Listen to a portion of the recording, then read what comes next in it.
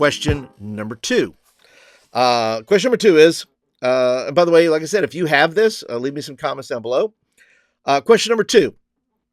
One of my parents' kids noticed a volunteer out to dinner and told me, I think the context is maybe the parent was with the kid, is what I take it as, out to dinner and told me they saw one of their volunteers drinking alcohol, which in our denomination is frowned upon.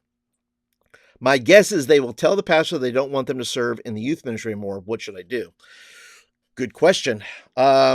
Here's the deal. If your denomination, let me back this up.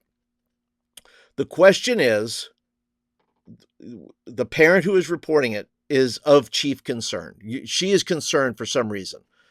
Neither here nor there. If that parent doesn't drink but they see a volunteer who is drinking, and by the way, as far as I read this, they're not getting drunk. They're not posting up pictures of themselves with margaritas out on the beach. They're not showing themselves getting wild. They're not doing any of those things. They're out to lunch having a drink. Now, I am not a drinker, so I don't have a dog in this fight. I don't, I've belonged to denominations that allowed the freedom to drink if that is what they want to do. I've been in denominations where it is frowned upon to drink at all. And so for me, I chose not to drink because it is about example, right? I chose not to drink because especially when I worked at a camp. And the phrase that was always drilled into me by the camp director was, look, what you do in moderation, students will do in extremes. And so even though, and once again, that's not true of everything, but it is a general principle that I don't want my name coming up and say, hey, Pastor Paul does so-and-so when it comes to these things. I'm not talking about everything, but when it comes to things like drinking or getting tattoos or whatever, it's a personal conviction that says, look, I don't really want my name being thrown out there by a kid. I don't want a kid using my name to justify what they should be allowed to do. That's a parent-child thing. And I don't want to be a part of that discussion in that regard. Because if they're going to say, well, Pastor Paul drinks, or this person drinks, or this person at the church drinks, why can't I drink? That's a conversation for parents and kids to have. But I don't want my name necessarily in there. I don't want my name involved in that. But I would then also ask that says, look, is a parent truly concerned? And then that's where you as a youth pastor have to have a conversation with that parent. If that parent comes to you, sometimes parents don't come to you. Parents go to the pastor and say, Pastor, we so-and-so drinking, and I don't want my child influenced by that, whatever it may be, whether it's drinking or something else. And then the question will be asked, Pastor, hey, so-and-so came to me and said they were drinking, what do we do about that? Well, the question is then for you as the youth pastor, do your volunteers have standards in regards to written standards of what you expect?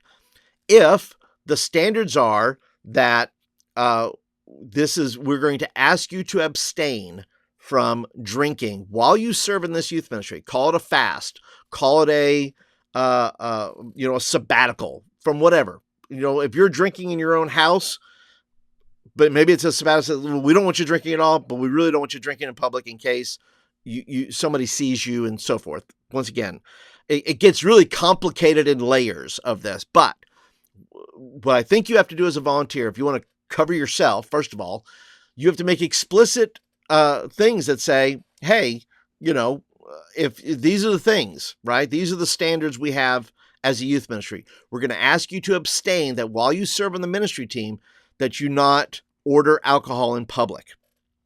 Okay.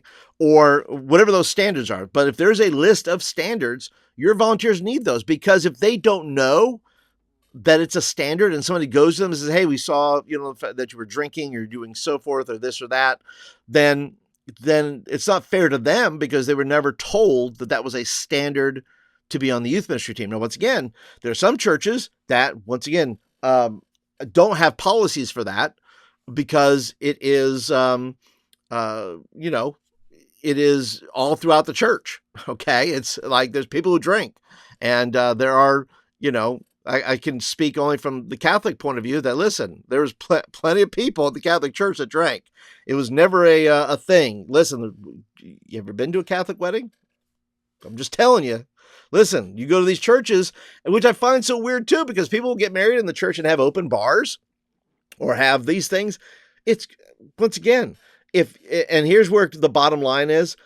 If your pastor comes to you and says, hey, whether they're standards or not, says, hey, somebody came to me and said that so-and-so is drinking. We don't think so-and-so should be on that team, on your youth ministry team. And you're going to have to go, okay, because when it comes from the top down, you're just going to have to make that decision. I would also add, though, that once again, we're saying that nobody's getting drunk here. They were having a drink somewhere, and they said no.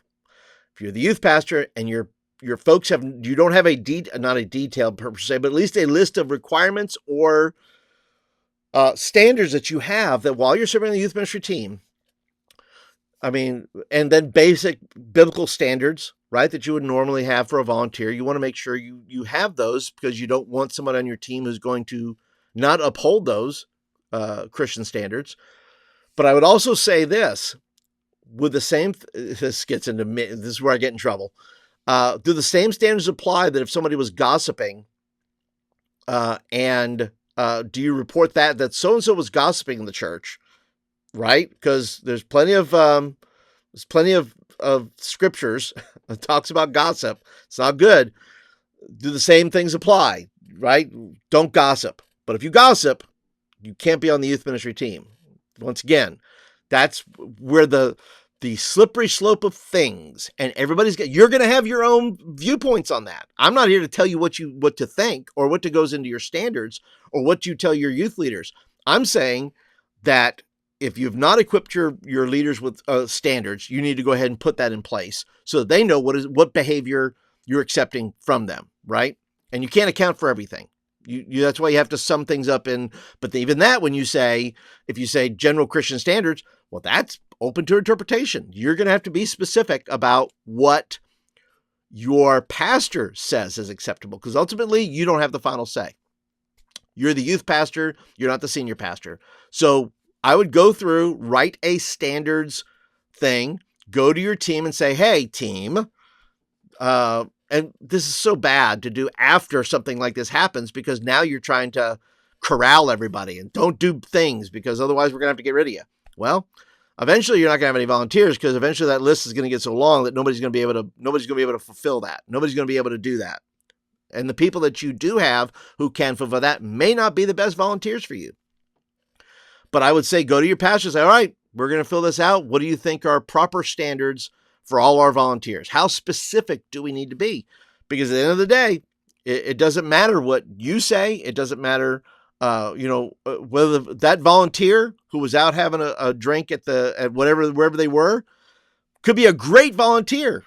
But now because he was out and somebody saw him drinking and they didn't think that was a particularly good influence, for the kids in the youth group, well, now you're in a situation.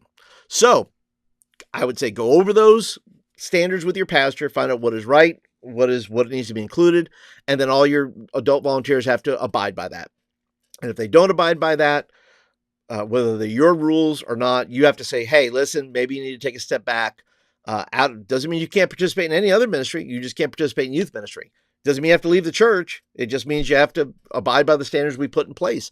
And the more people know that those what the standards are, the less you're going to have complications and the less you're going to have conflict in that area. So be sure to make sure that all the standards are clear with your volunteers.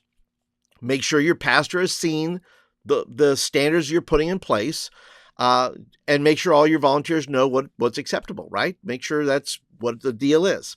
But you're going to have to do whatever your pastor says. So just do that. Do what your pastor says.